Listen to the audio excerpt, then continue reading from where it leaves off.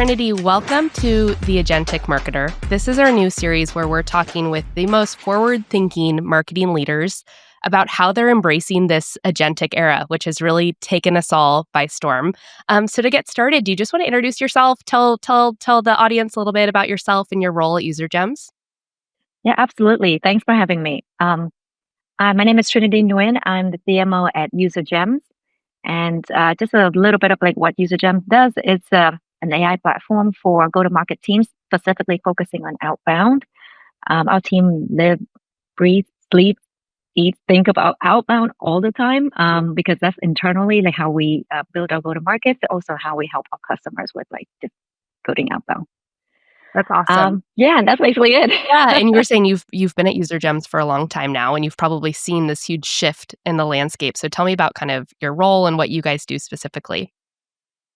Yeah, so I joined UserGems roughly about 6 years ago as the first business hire. It was two co-founders, and both are technical founders, but obviously one ended up being a revenue leader doing sales and CS, and two engineers. So it was really fun in the beginning. It's kind of like I actually was on a sabbatical, not sabbatical, Okay. voluntary sabbatical. Okay. And that's my previous job, backpacking around Europe, trying to do this whole Euro trip thing that I wish I did when I was like 10 years earlier. Yeah. I was in my late 20s.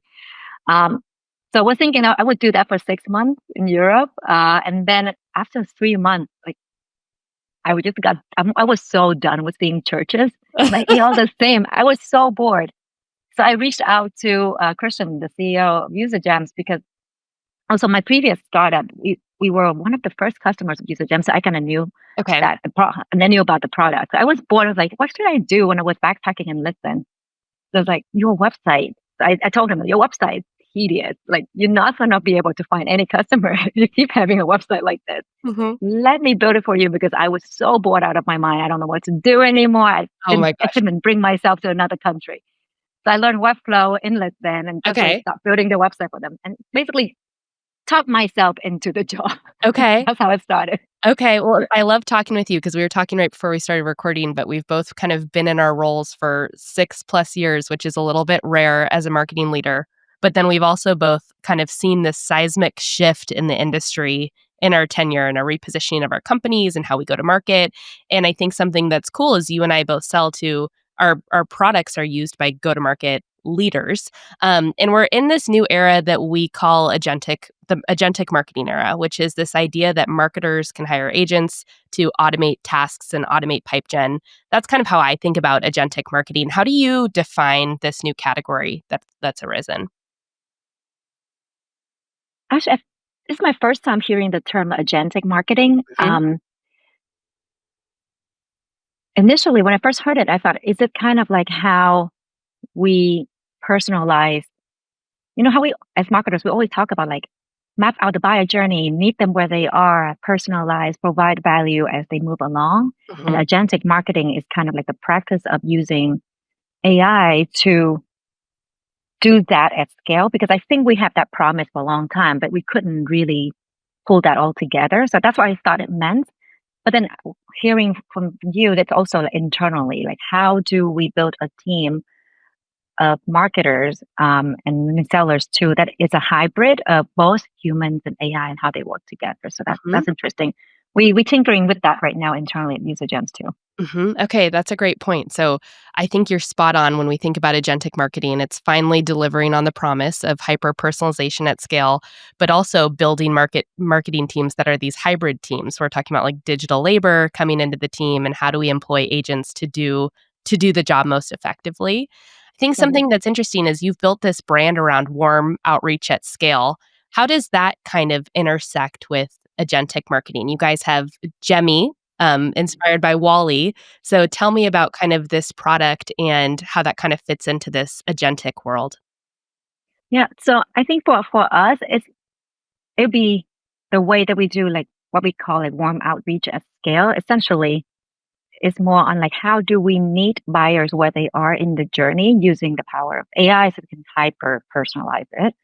Um, and the warm outreach at scale, I think it's just like a colloquial way of describing it. What we started out doing beginning is just like looking for signals, which is now like a word that everyone keeps using over and over. No one really understands what that means. Kind of similar with like agent, but essentially like finding reason to engage with that person at the contact level, not just at the account level. Mm-hmm. So we started out with just looking for like people who have relationships with you and your company already. So we call past champions. It started out as like past champions joining new companies. They're the warmest one. They use your product. They love you.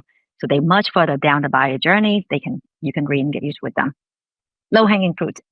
Fast forward like 6 years later, it's like this whole suite of different type of signals. And sometimes different companies have different definition of what are signals to them that most likely to convert. So at this point, Gemmy, our AI agent, is what it does is essentially just sucks up all of this data and then get prioritized accounts and people in those accounts for you. And then if you want to, it can draft messaging, like the whole entire sequence, like a human would, Okay. weaving all of that signals together. And when I say signals, it could be like people level signals, like relationship I mentioned. They just joined, they know someone of your customers, or account level signals, like they just got a funding, they hiring, they expanding to another geo. And the third one is all the CRM data that we're sitting on that no one knows what to do with Mm-hmm. because it's just so hard for human to just sit there and do it. But it's where like AI is really strong. So it just kind of sucks up all of this data. We don't have to think about it and then score it and take care of everything downstream for the team. So Okay. that's kind of like that. Well, it's cool because it's like we kind of sit at qualified in the world of inbound, which is folks who are raising their hands, folks who are like saying, I want to engage with your team. How do you automate that whole process with Piper, our AI SDR agent? And you guys are a little bit different in that you're in the outbound world, but how do you take Hmm. folks who are showing intent and get them into your pipeline? So these two things can kind of work together. Your customers, are they using a combination of Gemmy and humans, or do they rely on Gemmy like to autonomously do all of the warm outbounding at scale? How does that work? Both. Okay. Both actually. And actually like Gemini could potentially, who knows, one day work with Piper too, because Yeah. like you Yes. said, like Gemini focuses on outbound. So when we say like intent, I feel like intent could mean a lot of different things. Outbound is like even before they raise their hands, you catch them just right before that like buying window happens, Mhm. right? Um, so our customers and internally we use Gemini as well. So we do use Gemini Autopilot Mhm. specifically for low priority accounts. Like our team's really small. And at some point, half of my ADR team was half because people were out for maternity leave, paternity leave, which was great for them. But like capacity wise, we would like slash in half. Yeah. So we use Gemini for like the accounts that there's no way the existing team right now could work on. So we use that autopilot. Mhm. And then the hybrid is like higher score accounts. That's when it's like go in tandem. Okay. Yeah, that's interesting. And I feel like every customer has a different comfort level or implementation process with how they get started with bringing an agent onto their team. We talk about crawl, walk, run, which is how do you get them Yeah. comfortable, focus on a certain workflow, and then have them take over more and more. The one thing that you like noted on is an agent acts as if acts as your best human would. So you have all of this CRM data, you have all this intent data, but you can't rely on a human to sift through it and make sense of it all and have a personalized outreach. That's kind of ripe for automation. It's cool to hear that you guys are using your own products so much at UserGems. I'm curious, like, what other, where are you seeing agents show up in your team also as you guys think about content and operations and other kind of workflows? Where are you guys deploying agents at UserGems or leaning on this new technology? Yeah, we're using it. So right now I'm trying to operationalize it. Mhm. I'm trying not to use this word, but essentially like our team has been using AI individually in our own like day to day, Mhm. but I'm trying to figure out how to scale that and make that a part of the workflow Mhm. that can also benefit the group. So right now, if I draw out the org chart of the team, so we would have the lead of different functions like product marketing, demand, et cetera, and they have their humans direct reports, but they also own coaches, managers, the Mhm. custom GPTs for the job to be done. So we would have like market research, GPT, and then we have what is it, battle cards, content creation. Like you can name it. So you can draw out the org chart where it's kind of like getting toward, I would say like 50-50 Wow. people, 50, yeah, Wow. GPT on their side, yeah. Well, it's interesting. I always think about if you were building a marketing team from scratch today, how would it look different than the team you started building 6 years ago? And I think that you're spot on that 2024 was kind of the year people were tinkering around with different tools on their own. Mhm. 2025 is like, how do we operationalize these Yes, programs? How do we bring them into production? How do we make sure that like not just one person's using them, in the evening, but like the whole team is leveraging them? And we kind of have gone through this wild ride as marketers about AI and agents over the last few years. Like ChatGPT hit the scene, we are into co-pilots. Now we're in this world of agentic. And for marketers, I feel like our heads are all spinning a little bit. We're trying to figure it all out.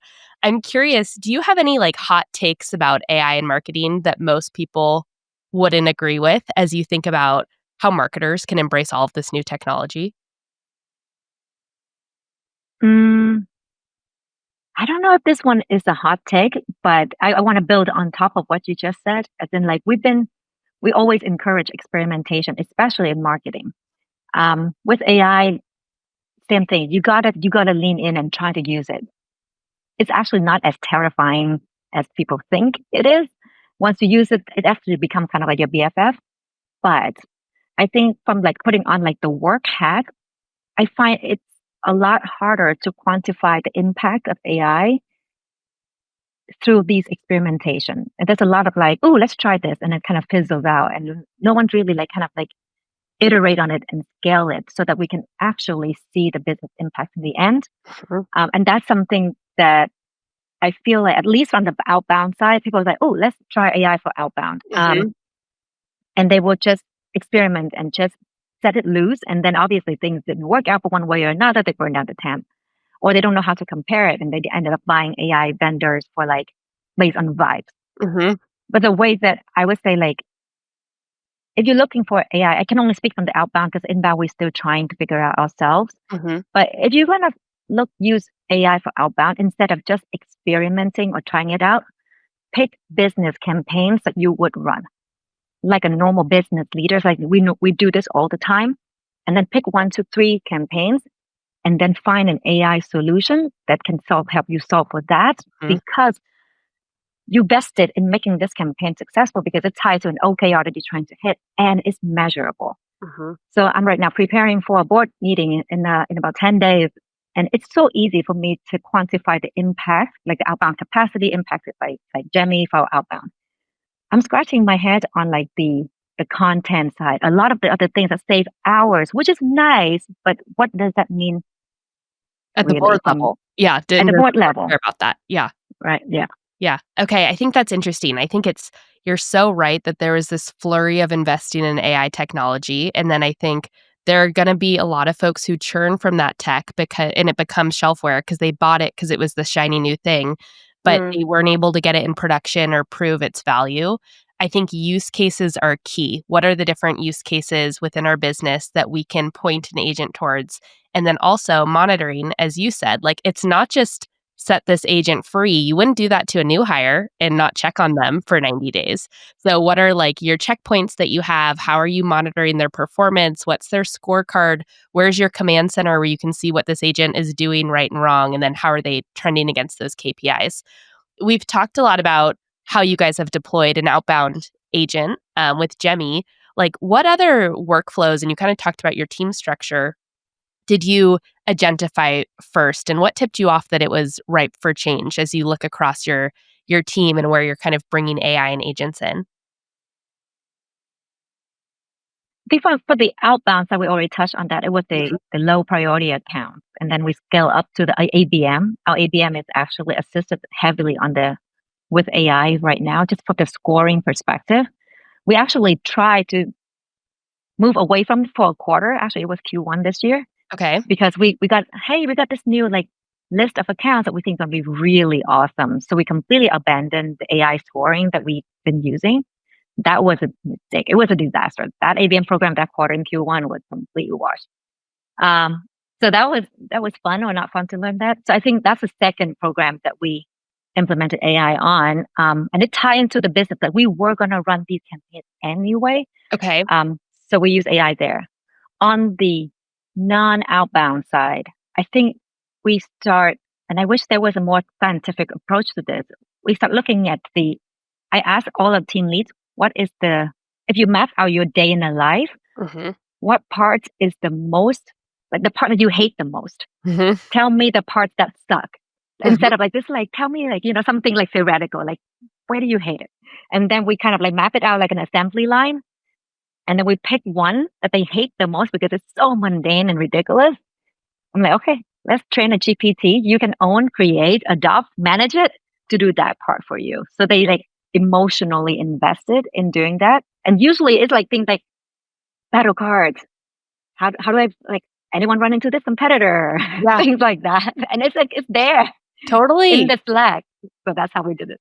Well, I think it's a good mindset shift because so many of us as marketers have been following the same playbook for so long. And you're like, okay, to your point, I'm going to carve out time at the end of my day, no matter what your role is, to write a blog post or to resize creative for advertisements or to do that battle card that sales has five different people have slacked me about today, even though I know it exists, but I'm going to, and all of a sudden there's this moment where you have to pause and be like, okay, is there a better way to do this? And with this emergence of AI and agents, can I have a little intern that works for me that might not do the Mhm. finished product, but can like help me get it to 80% and then I can finish it? But I think it's important that leaders like you are like evangelizing and encouraging your team to do that stuff because it's easy to get stuck in our ways. And also as a marketing leader, sometimes I feel like all the, jam-packed day of meetings and I'm telling my team to test out new things, but I'm not doing it myself. So it's also like how can you carve out that time to make sure you're kind of leading from the front? As you kind of went and gave them the what part of your day sucks challenge, which I like how did it kind of unlock the resources of your team or what mindset shift did you see in your team as they started to embrace this new agentic era? I think the one that stood out the most to me during this kind of like transition is especially for marketers, they feel like they felt like they were cheating Mhm. if they used AI. Mhm. And that took a little bit of like reassurance, like, no, you're not cheating. It's a tool. It's not, you're not in school. You're not cheating for a grade. You're trying to get the work done. I only care for the work done. I don't care how many hours you work. Mhm. It took a little bit. And that was surprising to me because I, I get it hindsight, but I didn't realize that as adults, we would have that feeling like, oh, I love my craft. I'm great at my craft. If I use AI, it feels like I'm actually not as great as I thought. So Mhm. that was an interesting kind of like soft Mhm. skills or soft talk that I had to do with a few of our team members until they feel safe and they see the output of the GPT to get the job done faster and they can send it to me. And I wouldn't say like, oh my God, you didn't do your job. This is GPT, isn't it? Mhm. Like, it took a little bit. I would say like probably like 2, 3 months to Yeah. get that into the rhythm. Yeah, I think you're creating this whole new culture, and it makes sense as marketers. I think we are very proud of our craft.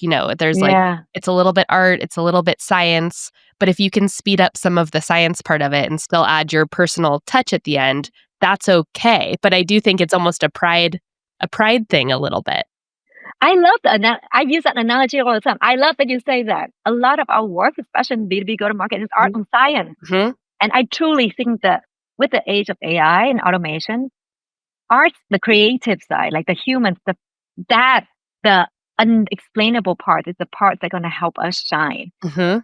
The science part, it's okay because most of us don't like it anyway. Yeah. Nobody likes to spend time on Google Sheet and doing analysis anyway. It's okay. No one likes to look at the blank page. It's okay. Yeah. So yeah. I think that's spot on, and I think the one question is how do you, like, speed some things up but still maintain that, like, creative integrity and allow room for brainstorming and, critical thinking, and I think you just need to kinda create that culture. I'm curious because marketers are usually, you know, pretty innovative, embrace technology and change. Did you need to, like, convince anyone internally as you thought about kind of bringing agents into your team and to get them on board? Was there much pushback? I know we talked about kind of the pride pushback from marketers. How about beyond that? Um, yeah, tell me about that kind of change management internally. Yeah. I think So for us, our journey started out with the outbound side because we kind of drank our own champagne. Mhm. Um, the team was really nervous about the job security when we Mhm. rolled out Gemini. And there was a lot of reassurance, like, this is not a replacement. Trust me, you will see this. I can only give you my words. Like a lot of that stuff. It definitely took 3 months of all the reps overachieving their quota over and over, and nothing changes in the team structure. And that we actually opened up more reps to hire more reps because everyone's overachieving their goals. Only then that they felt secure. And then every time that we got any meetings booked through Jemmy from the early days, I would intentionally made it super loud and clear, like overly loud on Slack and every channel shouting out that is the Jemmy plus the name of the ADR. Yes. Like, hey, the two of them won, the two of them booked this meeting. It's always together. There's never Jemmy booked this, Jemmy booked. Mhm. There's none of that stuff.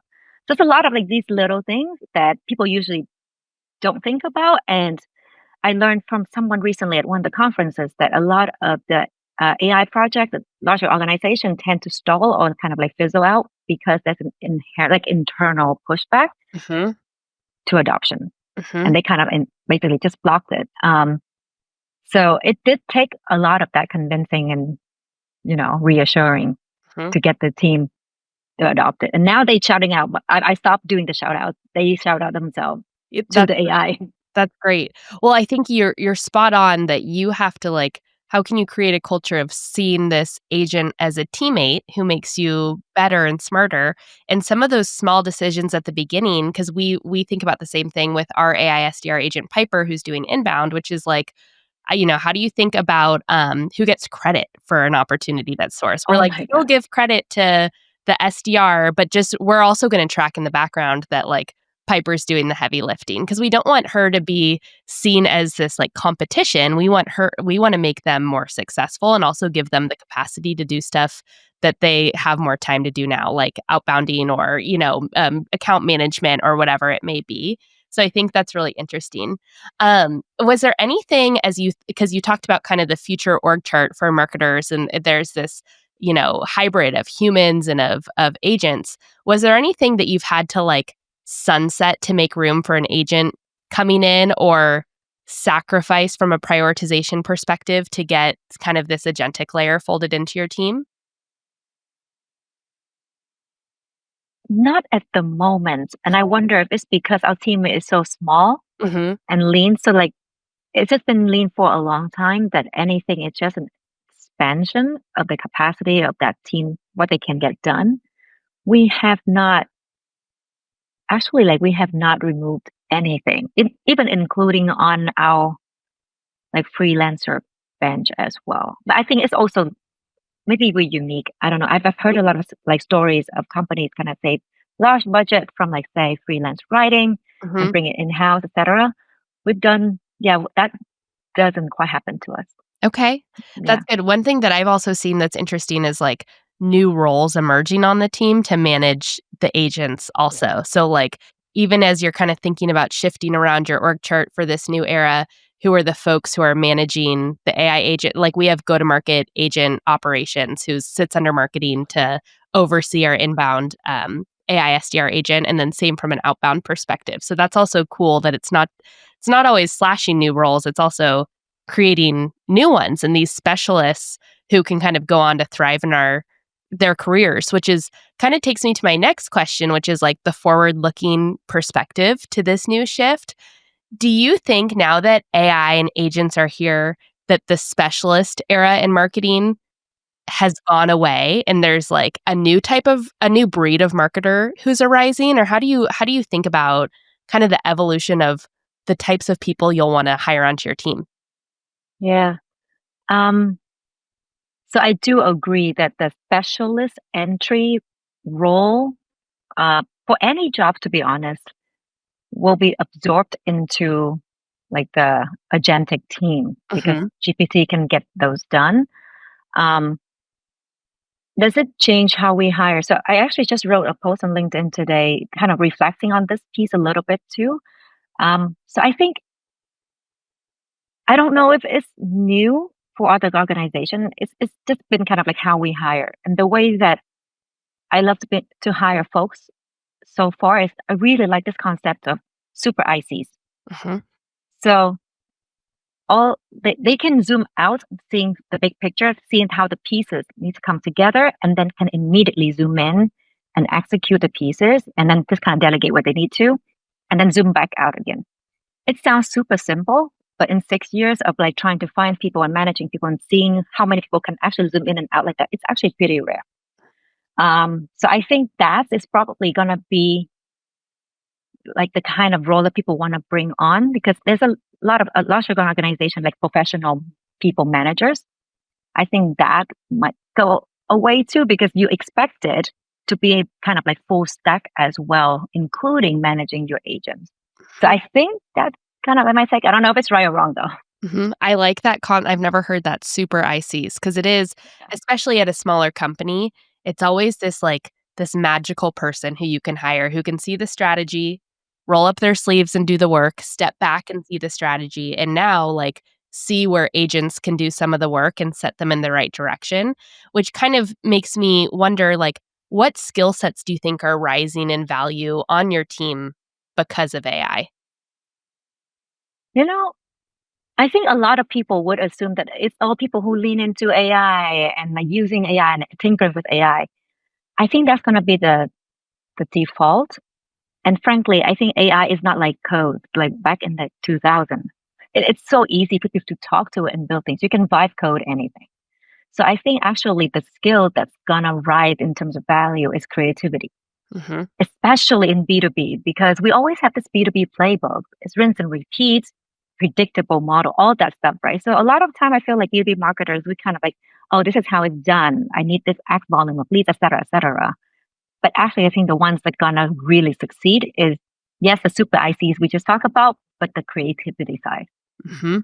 That will never go away, and I think you still need that authenticity as a B2B brand, and, like, the stakes B2B brands are going more B2C than ever with and if you can use AI to kind of augment those campaigns and get them created faster, but you still need that really great script at the beginning, or you still need that really great tagline, and you can't rely on AI to always come Hmm. up with that genius. Um, as we think about you talked about teams, like, making sure they're not over-indexing and shying away from the importance of creativity. Is there anything that you think B2B orgs will still get wrong about AI a year from now?